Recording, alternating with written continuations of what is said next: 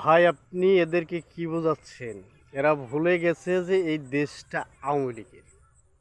আওয়ামী লীগের নামে এই বাংলাদেশ।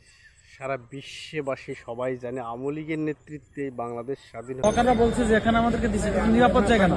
আওয়ামী লীগের যে বড় মিছিল হবে, এই ফুটপাতের লোকজন এমনিতে চলে যাবে এখান থেকে। আপনি নিষিদ্ধ করে দিয়ে কি আপনি আটকে রাখতে পারবেন আওয়ামী লীগকে? আপনি জানেন আওয়ামী লীগ কবে আসবে? ভোর 4টার সময় যদি আসেন, পুলিশ কি ঘুম ব্যারাক থেকে এখানে আসবে?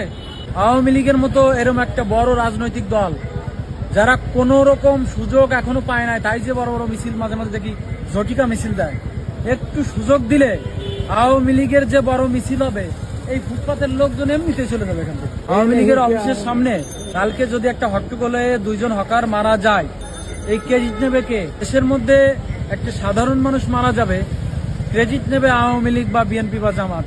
এখানে এভাবে হকার বসানো ডাককে যে ঠিক হয়েছে কিনা, আপনারা সারা পৃথিবীর কোনো খবরই জানেন না। এখানে এই যে দেখেন আওয়ামী লীগের অফিস, এখানে লেখা আন্তর্জাতিক ফ্যাসিজম ইনস্টিটিউট, গণহত্যা ইনস্টিটিউট, গবেষণা ইনস্টিটিউট। এখানে কিভাবে হত্যা করা হয়, এখানে কিভাবে ফ্যাসিজম করা হয়, সেটার গবেষণা ইনস্টিটিউট বানাইছে। হত্যা শব্দের আশেপাশে আমাদের যাওয়া উচিত না। ওরে ভাই, আপনি এদেরকে কি বোঝাচ্ছেন? এরা ভুলে গেছে যে এই দেশটা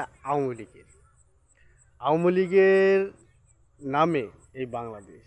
সারা বিশ্ববাসী সবাই জানে আওয়ামী লীগের নেতৃত্বে এই বাংলাদেশ স্বাধীন হয়েছিল।